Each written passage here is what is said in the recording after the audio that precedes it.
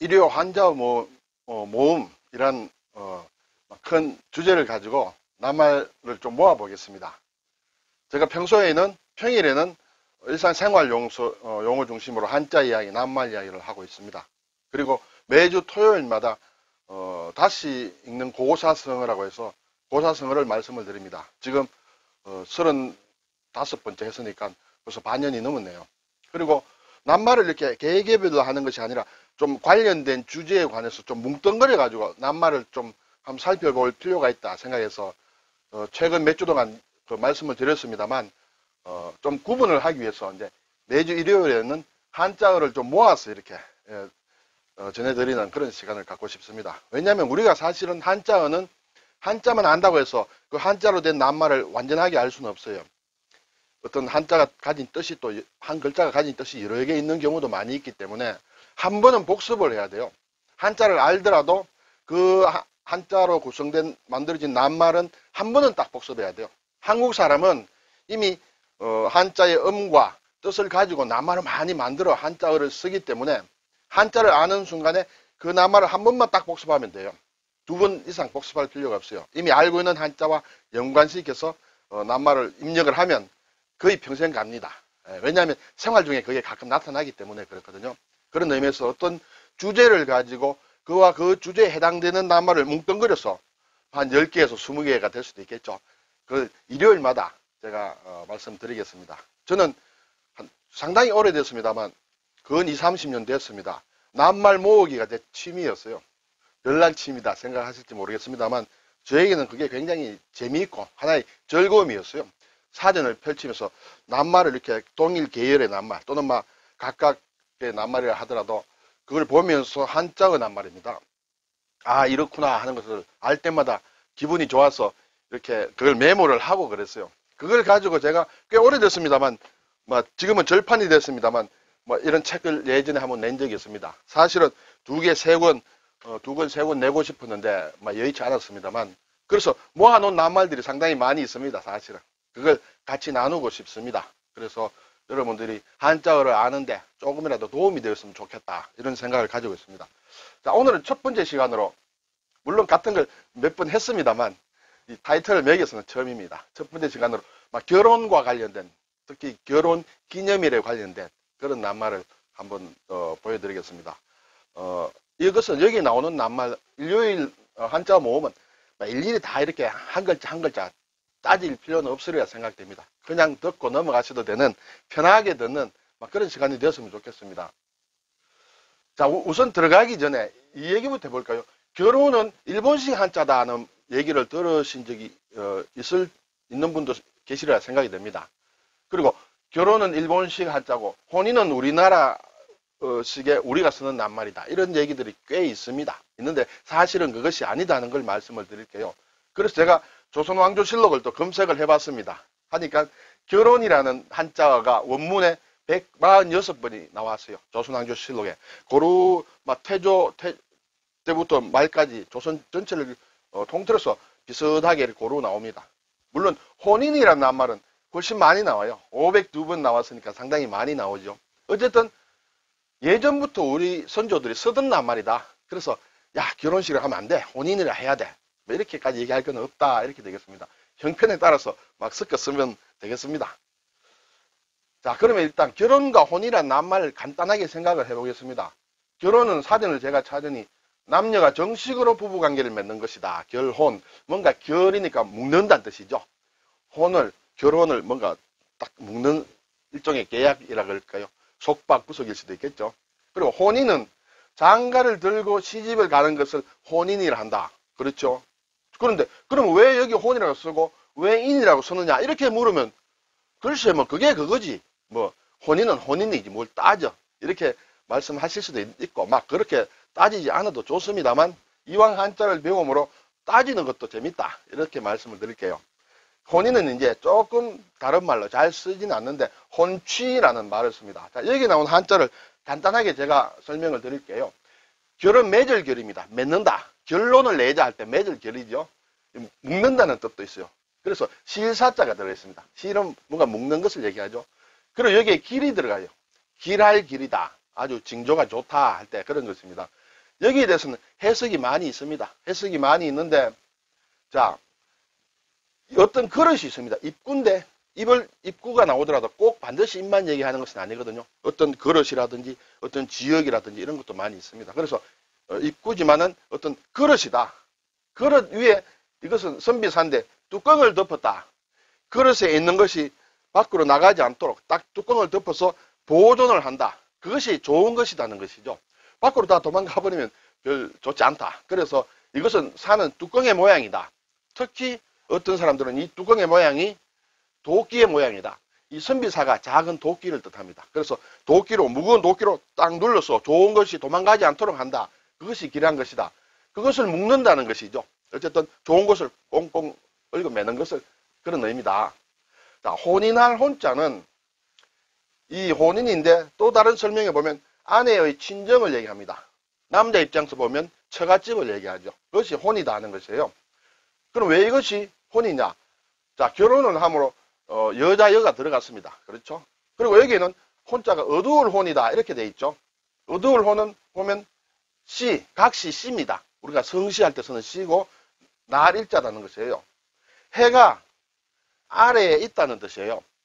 그럼 각시 씨라는 것은 아래를 뜻하느냐? 네, 어떻게 해석들을 하느냐 하면 이것은 칼의 모양이다. 칼로 뭔가 이렇게 자꾸 깎으면 아래로 내려간다는 것이죠. 그래서 해가 아래에 있다. 해가 아래에 있다는 것은 어두워진다는 그런 얘기예요. 또 다른 사람, 어떤 사람들은 이것은 칼이 아니라 나무 뿌리의 모양이다. 나무가 이렇게 흙 속에서 뿌리를 가지고 밖으로 나오는 것이다. 그래서 뿌리의 모양이다. 해가 뿌리 쪽에 있다. 결론은 같죠. 어둡다는 뜻이에요. 옛날에는 결혼식을 어두울 때 했다는 것이죠. 어두울 때 불을 켜놓고 그렇게 해서 여자 집에서 했다. 남자가 여자 집에 가서 어두운 저녁에 결혼을 하고 그 집에서 좀 사는 경우가 많았죠. 그리고 상당히 살다가 이제 집으로 돌아왔다. 그래서 혼이라는 뜻이 글자가 이렇게 돼 있다. 그러면 어쨌든 결혼은 이제 법적으로 이제 부부가 되는 그런 것이죠. 자, 그리고 혼인할 때 인자는 있습니다. 혼인 인자다. 이거는 사위의 집이라는 것이죠. 여자로 치면 시댁이라는 그런 뜻이 되겠죠. 자, 이것은 그럼 어떻게 풀어야 되느냐? 앞에서 혼인의 혼자는 아내의 친정이라 했으니까 처갓집이고 이는 사위 집이므로 어떻게 보면 시댁이라고 할 수 있습니다. 그게 왜 이렇게 되어 있느냐? 그럼 여기도 여자가 들어갔다. 그리고 인자는 인할 인자예요. 원인이라 할 때 인자예요. 인할 인자는 어떻게 일반적으로 푸느냐 하면 이 큰 네모는 자리를 얘기합니다. 돗자리를 얘기합니다. 그리고 대는 사람이 팔다리를 이렇게 벌리고 있는 모양이에요. 자리 위에, 돗자리 위에, 침구 위에, 요 위에 큰 대자로 이렇게 누워 자는 것을 얘기합니다. 잔다는 것은 인연이 생긴다는 것이에요. 꼭 결혼이 아니라 하더라도 어떤 데서 잠을 잔다는 것은 그 잠자리와 인연이 있다는 것이에요. 그래서 여자가 잠자리를 하는 곳이다. 그것이 이제 혼인이 되면서 또 어떻게 풀어보면 자기가 이제 들어가서 살게 된 집을 얘기하겠죠. 결국 혼인이란 것은 장가 들고 시집 가는 일을 했습니다. 여기 혼은 처갓집을 얘기하고 이는 시댁을 얘기한다. 이렇게 풀어도 되겠습니다. 거기까지는 풀지 않더라도 어쨌든 밤에 결혼한다. 그리고 이것은 잠자리를 한다. 그런 뜻으로 생각하면 되겠습니다. 자, 그리고 아까 제가 혼취라고도 했습니다. 혼인은 혼취. 이것은 장가들 취예요. 장가든다. 글자 보면 금방 알겠죠. 이것은 취할 취자입니다. 가진다는 것이죠. 그래서 손으로 귀를 잡는 것이에요.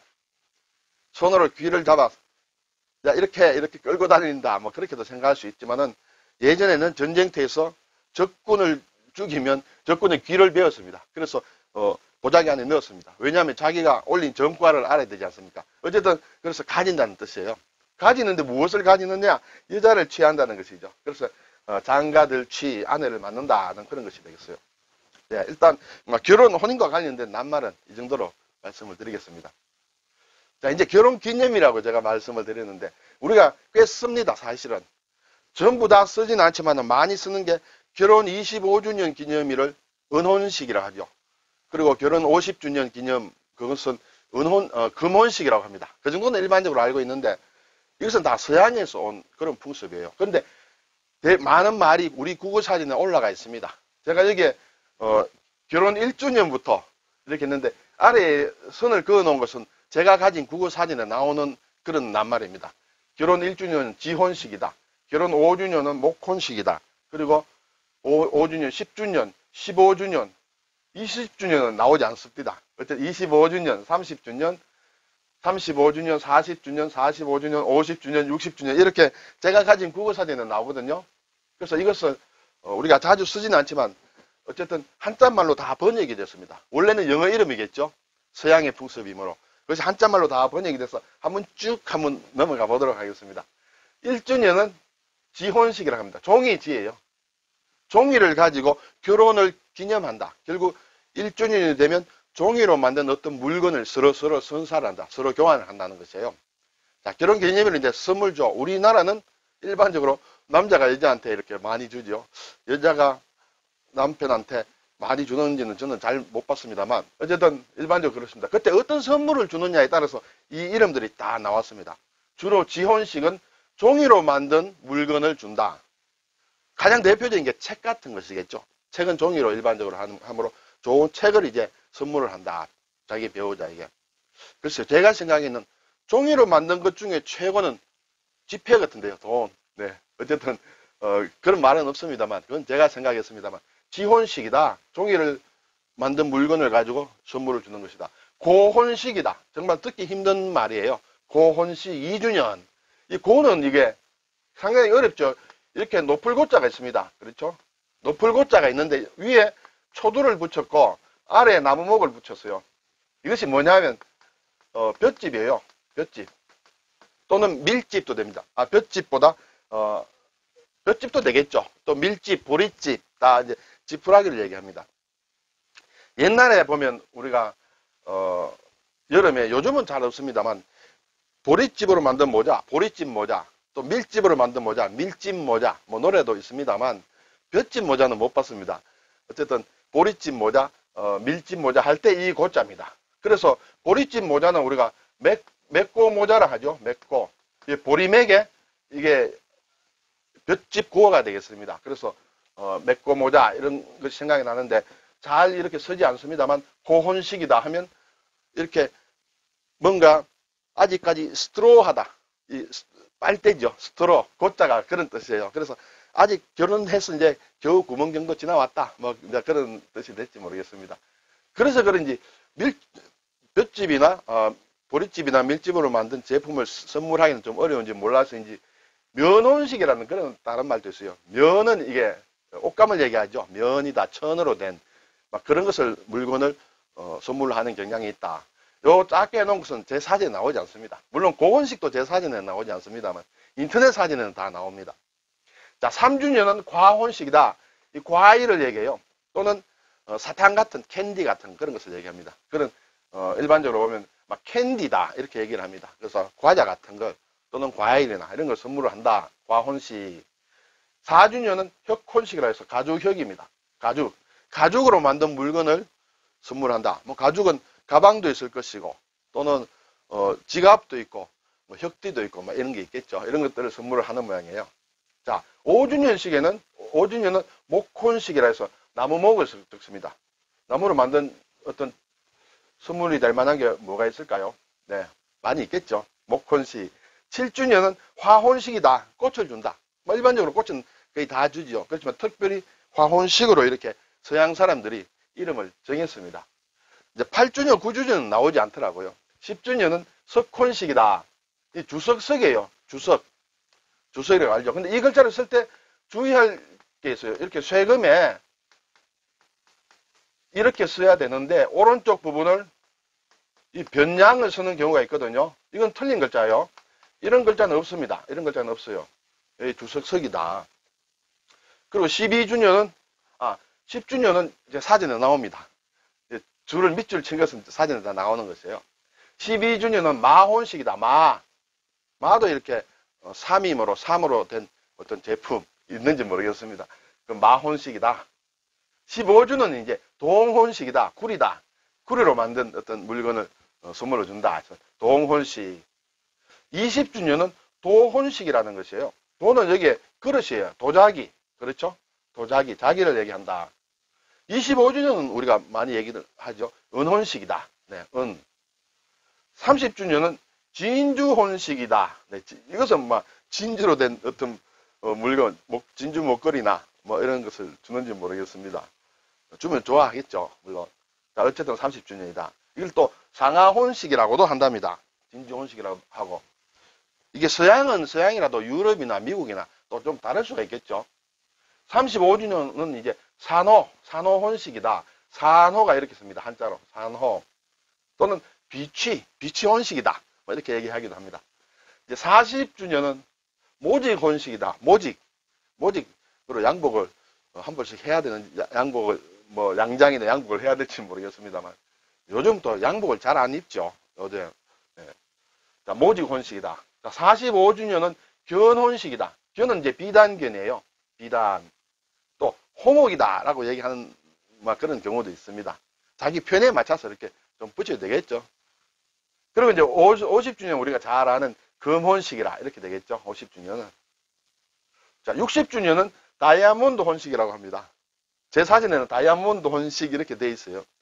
근데 이걸 한자말로 굳이 바꾸게 되면 금강혼식 또는 금강석 혼식 이렇게 되겠죠. 이게 이제 60주년이다. 근데 특히 미국에서는 이게 75주년을 다이아몬드 혼식이라고 하는 모양이에요. 결혼 75주년이 된다면 빨리 결혼해서 25세 결혼했다면 100세가 되는 것이죠. 그것도 두 분이 같이 100세가 돼야 된다. 굉장한 것이라 생각이 됩니다. 이제 지금은 우리 수명이 많이 늘어나서 금혼식은 맞는 경우가 많이 있겠죠. 30에 결혼해도 80이니까 요즘 평균 나이보다 아래에 있는 것이에요. 그렇죠? 특히 이제 우리나라에서 전통적으로는 60주년이 되면 회혼이라고 합니다. 회혼. 혼인인데 한번 돌아왔다. 무엇이 돌아왔느냐? 여기 돌아온다고 할 때는 결국은 이제 우리가 천간지지에 갑을명정해서 자축이며 이렇게 연결해서 하는 그것이 한 번 돌면 60갑자가 되죠. 막 그런 의미에서 60주년으로 한 번 돌아온 것이다 해서 회혼이라고 한다. 이렇게 되겠습니다. 오늘 제가 여러 가지 말씀을 드렸는데 이걸 외울 필요는 전혀 없겠죠. 상식으로 알아야 되는 것은 뭐 은혼식이다, 금혼식이다. 이것은 어디 시험에 나올 수도 있죠. 몇 주년이냐. 그 정도고 나머지는 이제 결혼 내가 기념일을 챙겨야 되겠다 싶으면 사전이나 인터넷을 검색해서 결혼 몇 주년 기념 이렇게 하면 나오니까 그때 가서 선물 사도 되겠죠. 그런데 주로 5년 단위로 이렇게 만들어진다. 초기에는 1년 단위로 이렇게 1, 2, 3, 4, 5 이렇게 돼 있다. 그렇지만 시간이 갈수록 매년 챙길 수는 없으니까 이제 5년 단위로 이렇게 챙기게 되겠죠. 네, 오늘 결혼과 관련된 말씀을 드렸습니다. 결혼, 혼인 다 우리 조상들이 쓰던 낱말이다. 부담 없이 써도 된다. 이랬죠. 그리고 이제 결혼 기념일이라고 하는데 기념이란 말은 한자로 두 가지를 거의 같이 씁니다. 이 기념. 네. 별이라는 뜻의 별이기와 이렇게 기억할 기 같이 씁니다. 그래서 보시다가 한자를 조금 어설프게 공부한 사람들은 나는 이걸로 알고 있는데 이러한 것이 나오면 뭔가 틀린 거 아니냐 이렇게 생각이 하는 경우가 많은데 뭔가 기념이라는 것은 이 두 가지 쓴다. 근데 기념이라고 할 때 일반적으로 좋은 경우에 기념한다, 축하한다, 축복한다 뭐 이런 얘기를 하는데 이것은 꼭 좋은 때만 쓰는 것은 아니에요. 어떤 나쁜 일을 하더라도 어떤 뭐 화재 사건이 큰 사건이 일어났다 또는 뭐 해상에 사고가 일어났다 뭐 이런 것을 기념한다 하면 그거 좋지도 않은데 무슨 기념일이라고 하느냐 하는데 그 축하한다는 뜻이 아니고 기억한다는 뜻이에요. 네, 그래서 그걸 아셔야 되고 그리고 기념이란 말은 이 한자 낱말 두 가지를 같이 쓴다 정도 아시면 되겠죠. 네, 감사합니다.